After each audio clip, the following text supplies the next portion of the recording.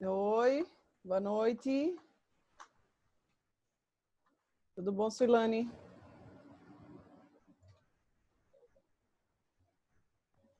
Tudo bem. Isaac, Roberto.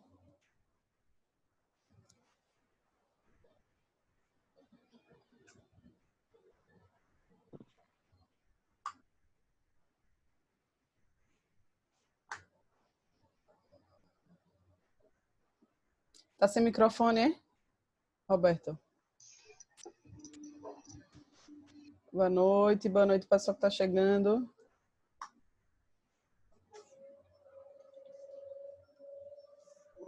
Esperar uns 5 minutinhos, né? Tolerância para o pessoal entrar.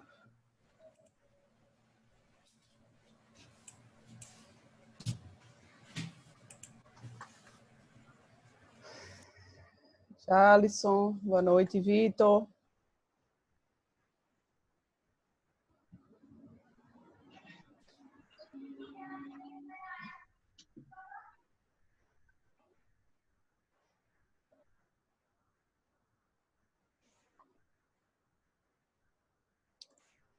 Quanto pessoal está entrando? Vocês que já entraram. Alguém tem alguma dúvida sobre a nota?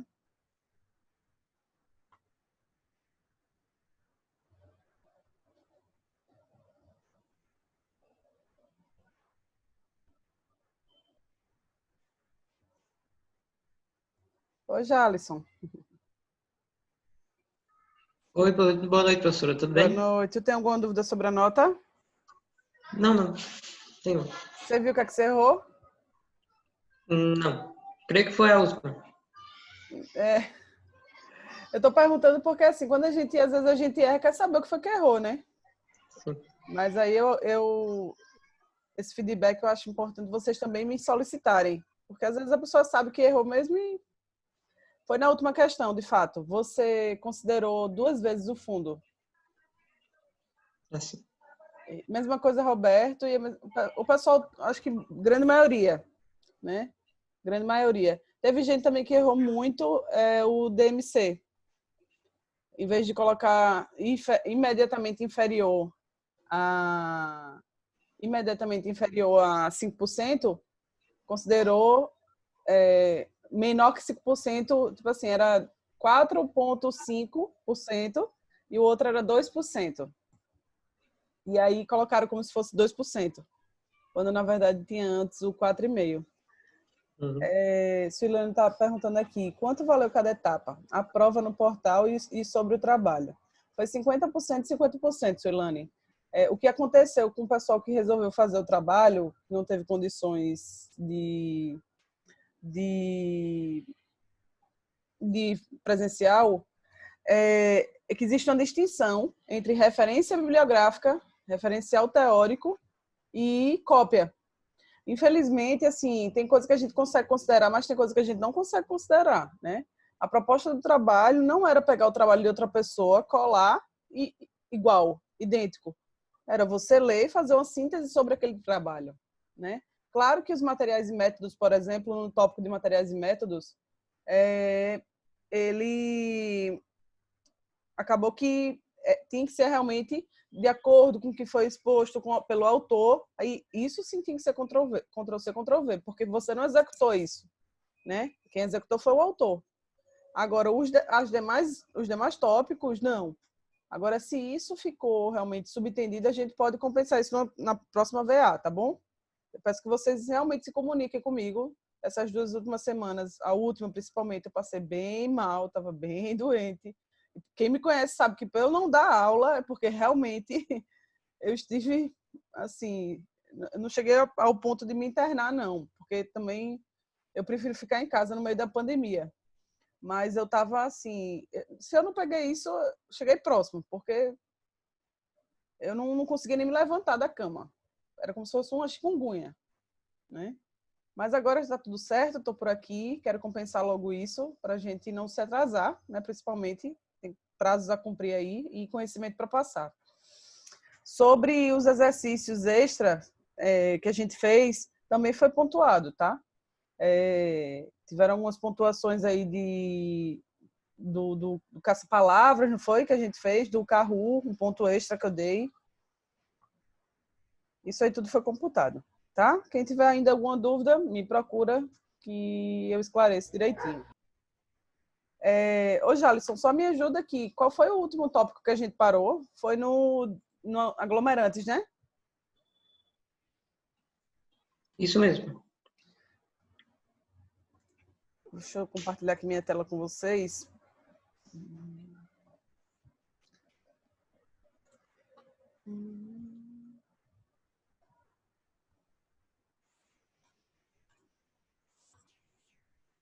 A gente chegou a ver essa aula. Viu, não foi?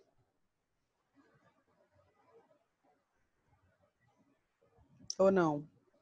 Essa aí ainda não. Não, né? Não. Tá, então vamos lá. Sobre o assunto de aglomerantes, né? Que foi a introdução que a gente ficou faltando para fazer na primeira VA e a gente vai juntar agora com concreto para essa segunda VA, tá? Inicialmente, né? A gente viu, eu vou até deixar aqui nesse slide, já vou abrir aqui. Inicialmente, a gente viu a introdução sobre agregados, né? Umas notas técnicas iniciais sobre a introdução do assunto. E agora a gente vai ver a parte de aglomerantes, né? E posterior a isso, a gente vai colocar em prática com o assunto de concreto, tá? Deixa eu só minimizar aqui para...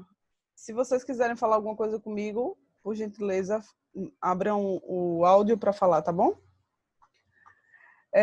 Então, sobre o assunto de aglomerantes, quando a gente fala aglomerantes, a função de aglomerar sempre está associado a ligante, né? Qual é o ligante do concreto?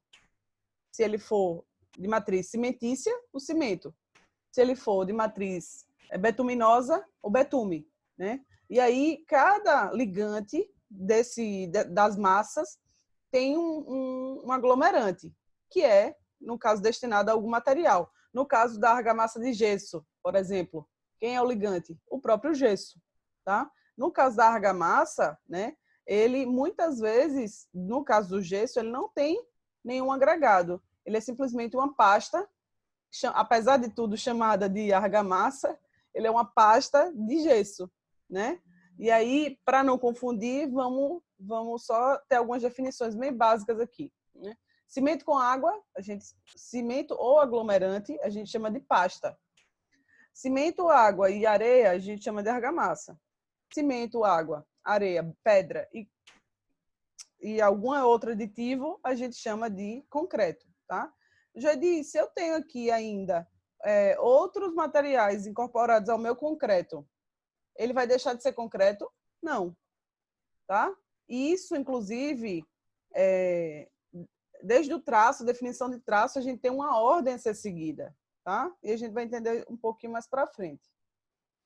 E aí, quais são os requisitos dos aglomerantes? Ora, ele deve, com toda certeza, ter a função principal da minha mistura. Por quê? Porque é ele quem dá a principal propriedade de unir. Se a gente não une esse material, ele se torna um material desagregado, perdendo, assim, resistência, o tempo, vida útil. Porque imagine comigo, se eu coloco um traço super pobre de concreto e ele se torna um material super poroso, ele vai ser um material resistente? Não, né? Ele vai ser um material super frágil. Por quê? Porque ali dentro a estrutura está fraca. Tem vazios ali dentro. Não consigo aglomerar. Vamos dizer que eu use um traço pobre e que eu use muita areia e muita brita no meu concreto. Esse concreto, ele vai estar suficientemente envolvido pela pasta? Não. E aí tudo isso gira em torno da qualidade do material, do desempenho dele pronto, tá? Então, para isso, a gente tem que atender alguns requisitos, desde o material até a mistura em si, tá? Resistência mecânica, é básico, né? É isso que eu estou falando, que eu estou falando para vocês. A capacidade de resistir a esforços de compressão, tração e cisalhamento, são os principais, né? E flexão também. Só que, por ele ser um material, o concreto é um material muito frágil, no sentido de a resistência à flexão dele é baixíssima, né? A deformação do concreto, apesar dos pesares, quando se comparado ao aço, por exemplo, é baixíssimo, né? E aí, a principal característica dessa mistura vem pelo aglomerante. O aglomerante ele vai ser ali, desde a definição do traço até a especificação do material, quem manda na relação ali, tá? É importante também conhecer o comportamento do ganho de resistência, da evolução, da curva de ganho de resistência. Então, vou dar o exemplo do CP5-Ari. É um cimento de alta resistência inicial, onde o ganho de resistência dele é super rápido quando comparado ao CP2-32, que é o convencional, tá? E isso impacta diretamente no desempenho do meu material também, tá? E aí, durabilidade são critérios assim básicos, né? Resistência mecânica, durabilidade. Com relação à durabilidade, é resistir aos esforços durante um determinado tempo, né? Ele precisa ser durável. Para ele ser durável, ele precisa ser menos exposto, tá? Então, por exemplo, um concreto poroso, como eu citei agora há pouco, é um concreto que se expõe muito. Então, internamente, ele tem fraquezas, digamos assim, pontos fracos que você acaba se expondo e diminuindo a sua durabilidade, tá? E aí existem degradações específicas, né? Através de agentes externos, como por exemplo a chuva, né? Que é extremamente ácida, sulfatada, perto da praia, por exemplo, né? A maresia da praia ela degrada muito o concreto. E não é só a ferragem, não. O concreto em si também, tá? E aí, solubilidade, né, que é a capacidade de dissolução em íons, que é ânions e cátions, efetuada em meio aquoso e influenciada pelo tamanho das partículas, que está relacionado com reatividade e temperatura. Quando eu falei para vocês agora há pouco do CP5-Ari, uma coisa bem interessante sobre o Ari é que ele, na produção dele, ele passa 2 vezes no alto forno, ou seja, ele produz mais gás carbônico, né? E o fato dele passar 2 vezes no alto forno faz com que ele ganhe resistência, porque ele precisa de mais clinker para aguentar, e eu vou explicar o que é clinker, o que é esse processo. Só que, sobretudo, o tamanho da partícula dele é muito fina. E aí está relacionado com reatividade, porque quanto mais fino é o grão do aglomerante, mais rápido ele reage. Vê que doideira. Vê que interessante. Porque aí, vamos dizer que se eu peneiro aquele aglomerante, aquele cimento, ele vai ter a pega mais rápida. Ele vai endurecer mais rápido, ele vai reagir mais rápido, né? Então, quando eu criei aquele... Por exemplo, esqueceram um cimento no chão e ele ficou petrificado, né? Ele criou aqueles bolores de umidade. Eu posso usar aquele mesmo cimento com aquela quantidade de bolor para um concreto, a reatividade dele vai ser diferente. O tamanho da partícula está relacionado com isso, além da questão da cristalização, porque ele já foi exposto à umidade. Como é que o cimento reage? Com a umidade, com a água, né? E aí, reatividade, né? Facilidade do material de interagir quimicamente, tendo influência significativa na cinética das reações, que é exatamente isso. Se ele está ali com aquele grão fino, propício à reatividade, ele vai reagir rápido, tá? A área específica também está relacionada com isso. Como minha água vai envolver o tamanho do meu grão, tá? Vamos lá. E aí, classificação de aglomerantes, tá? Os principais são inorgânicos e orgânicos. Já digo, qual a diferença de inorgânicos e orgânicos? Ora, quando a gente observa quem é inorgânico, são não solúveis em água. Eles não são solúveis em água. Quem não são solúveis em água? Betumes, que são os asfaltos, e as resinas. Já os orgânicos, cal aérea, hidratada, gesso, cimento e argila, né? Que, pasmem, a argila foi o primeiro aglomerante que a humanidade desenvolveu, né? Simplesmente são solúveis em água, tá? Alguém tem alguma dúvida? Tá tranquilo, né? Por enquanto, vamos lá. Joedi, Oi, pode falar. eu só queria saber o que é a cauda de cimento. Cauda? Que é uma usada para impermeabilização. descontinuidades em rochas. Descontinuidade de rocha? Pelo que eu estou entendendo, é uma pasta cimentícia fluida para preenchimento de vazios. Seria isso? creio que sim. Nós estamos estudando isso em geologia agora, que para tratar descontinuidades em rocha, usa-se calda de cimento. É isso. É a fluidez. Ele é uma pasta de cimento, essa pastinha aqui, ó, que é só o cimento e a água, fluida, com uma finura excessiva para penetração, né? E com o intuito de penetrar o máximo e percolar por dentro das brechas que tem aí dessa falha, né? Tá? Ok. Tá. E aí, definições básicas, né? Quando a gente fala, o meu concreto ele está iniciando a pega, significa o quê? Né? Que o aglomerante, quem é que endurece, quem é que reage no concreto? O meu aglomerante. Então, significa que o meu aglomerante ele está passando do estado plástico para o estado sólido, endurecido, tá? Então, aquele momento que ele começa a endurecer, que ele começa a modificar o seu estado físico, é o momento que ele inicia sua pega. Jeidi, qual é o término da minha pega? O término da pega é o momento que ele se solidifica, né? Na prática, é o momento que ele endurece, né? Na norma, a gente tem 2 ensaios de tempo de pega. A norma ela tem alguns critérios e dentro do ensaio ele comprova que não necessariamente ele precisa estar totalmente sólido para ser caracterizado como fim de pega. Simplesmente alguma parte estando endurecida, ele já considera como isso aí é questão normativa, tá? Alguma dúvida sobre pega e fim de pega? Não, né? Vamos lá. E aí, classificação de aglomerante por tempo de pega, né? Como é que eu classifico pela pega o meu aglomerante? Ora, se eu tenho cimento, quando comparado com o gesso, quem é que endurece mais rápido? Quando a gente quer colocar uma rede para se balançar, a gente usa o quê? Quem sabe?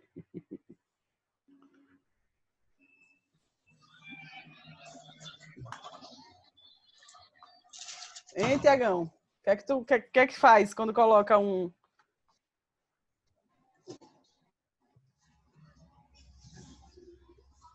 Usa uma mistura, né, de cimento com gesso.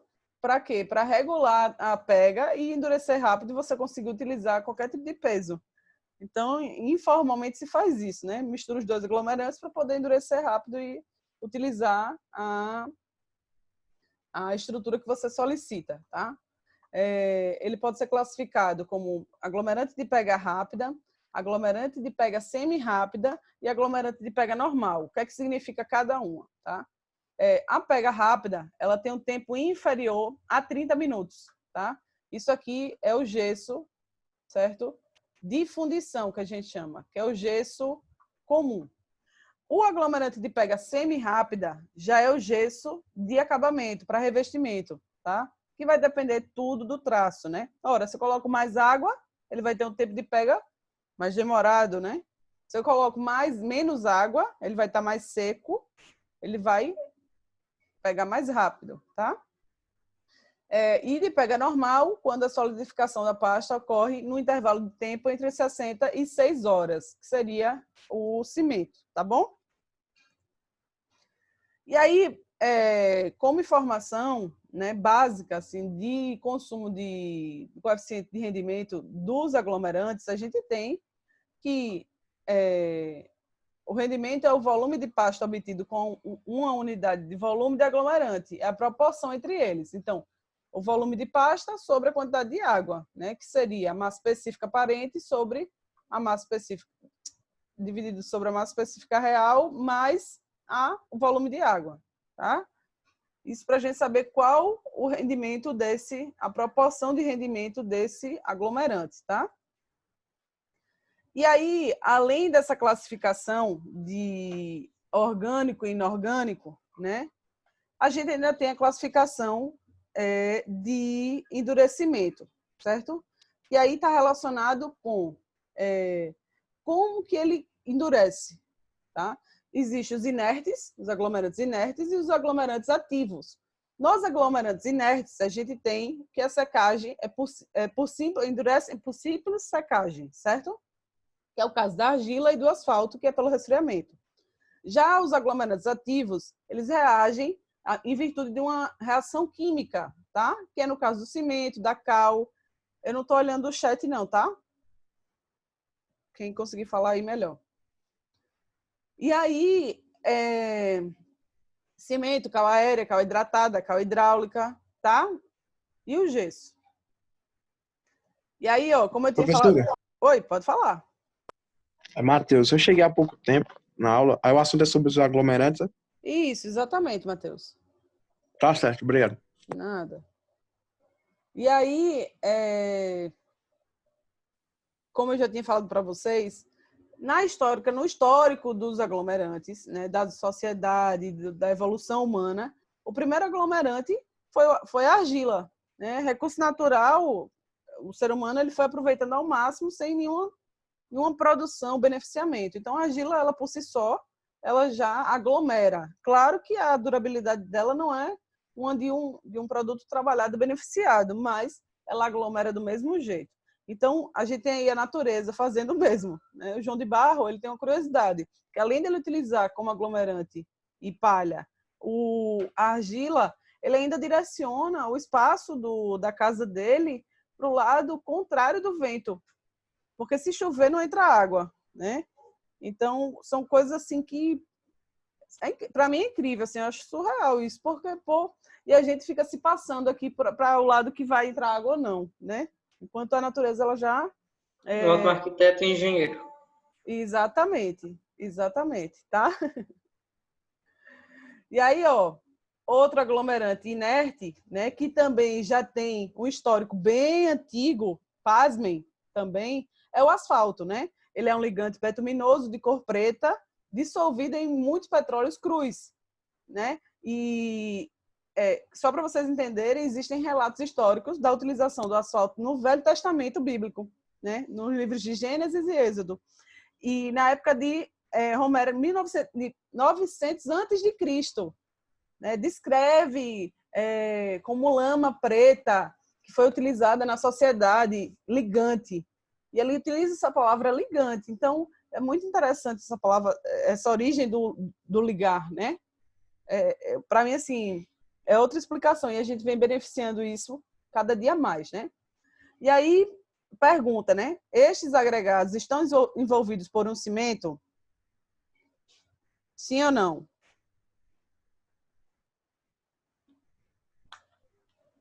Sim. Sim. O cimento asfáltico de petróleo, né? Que é o CAP, tá? Como ele é um concreto betuminoso, né? Ó, essa é uma execução de um concreto? É uma execução de um concreto, né? Por quê? Porque ele é um concreto asfáltico, que a gente chama de concreto betuminoso usinado a quente, nesse caso aqui, né? Jardim, ele pode ser a frio? Pode ser a frio. Agora vai depender da aplicação que você queira, da durabilidade e do valor que você quer, né? Tá certo? E aí, onde é que eu obtenho esse produto, né?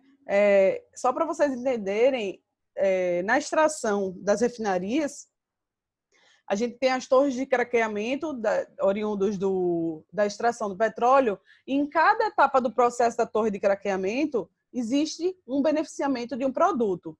Com a elevação da temperatura, vai saindo todos os produtos. Esse produto que a gente utiliza na pavimentação é simplesmente o resto das refinarias. Porque no processo da refinaria, olha o que aqui tem. Né? Tem a torre de destilação, que eu falei que era de craqueamento, e aí você vai no processo obtendo, você extrai aqui do lado esquerdo o petróleo cru, aquece, né, numa fornalha, e aí em cada nível você vai obtendo os subprodutos, certo? Gases de GLP, gasolina, destilado, óleo, combustível, e aí vem os resíduos de óleo pesado para cá. Aquece novamente e vai extrair novamente outras frações de produtos, né? Óleo lubrificante, óleo pesado. E aí, do Soborô, tá aqui, ó, o resíduo, que é o nosso asfalto, tá? Hoje é um dos insumos mais caros da construção civil. Se chama CBUQ, que é o Serviço de Pavimentação com Concreto Betuminoso. Tá? E aí, Ô, como é que a professora, gente... só Pode. de asfalto só existe o CB o quê? Não, de jeito nenhum. Na verdade, a gente sempre utiliza o CAP, né, que é o concreto asfáltico de petróleo, e desse concreto ele é diluído em várias frações. Um exemplo que eu gosto muito de dar é que, para poder utilizar o CAP numa proporção ideal, como um traço de concreto, tá? Como um traço. Você precisa de um solvente, que é isso que eu vou explicar aqui nesse próximo slide. Veja, você tem a aplicação do CAP no CBUQ, aqui, ó, a aplicação do CBUQ, que a norma fala de desempenho de 107 graus a 177 graus. Se ele é aplicado abaixo disso, ele não presta. Aplicado em dia de chuva, nem pensar. Nem pensar. Isso aqui é uma certeza, sim. Se você, em algum dos processos, pegar um período chuvoso, não vai ter o desempenho bom. Ele não é um material que funciona com chuva. Tá? É igual a pintura. Vai pintar a casa de chuva? Não rola, né? E aí, o CAP, ele é utilizado com quem? Aqui embaixo, ó. Para a emulsão asfáltica, você utiliza a água mais o emulsificante, tá? A emulsão asfáltica, ela serve como uma camada preparatória ali como se fosse um primer de pintura, uma camada de preenchimento, tá? Já o asfalto diluído, que seria a camada utilizada, né, para acabamento, né? Ele é o CAP mais o solvente. Aí a problemática de aplicação. Porque, em vez de utilizar uma proporção de solvente razoável, o que é que as prefeituras, os órgãos públicos, o pessoal que faz alopra por aí, utiliza demais. E aí fica aquele traço pobre, esfarelando. Teve um tempo desse aí em Serra Talhada, que ali no IPCEP, depois da Premocil, tem uma descidinha ali. Vocês estão conseguindo me ouvir? Oi? Pessoal?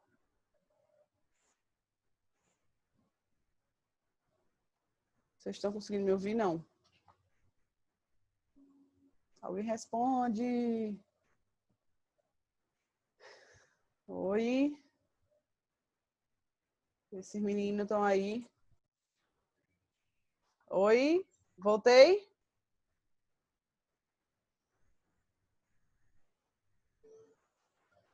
Alguém me dá um sinal de vida aí. Eu acho que eu caí. Melhorou, professor. Ainda bem que essa queda não machuca. Ó, parem que parte aí com vocês.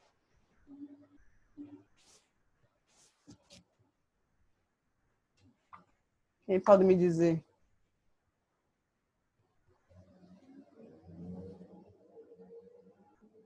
Vocês estão conseguindo me ouvir?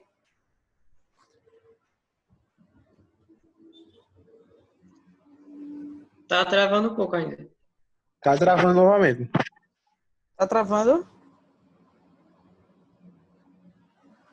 Deixa eu ver se eu consigo conectar aqui rapidinho.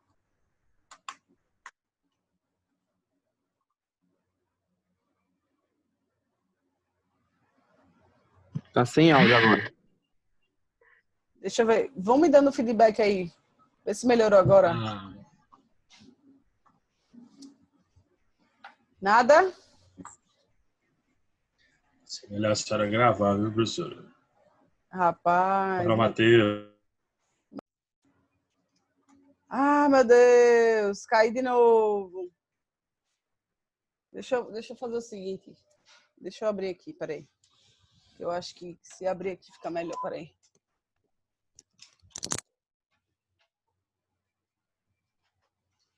Vou ter que abrir aqui, que a internet tá caindo. Vou ter que abrir aqui, a internet tá caindo.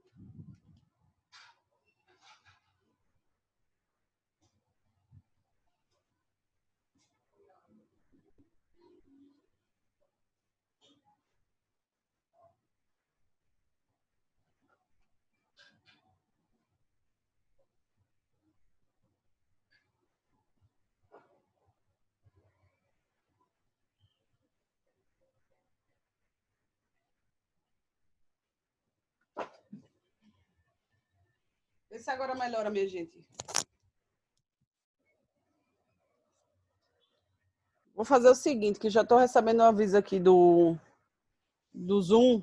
Eu vou fechar e vou abrir de novo, tá bom? Aproveitar esse intervalo. Tá? Ok.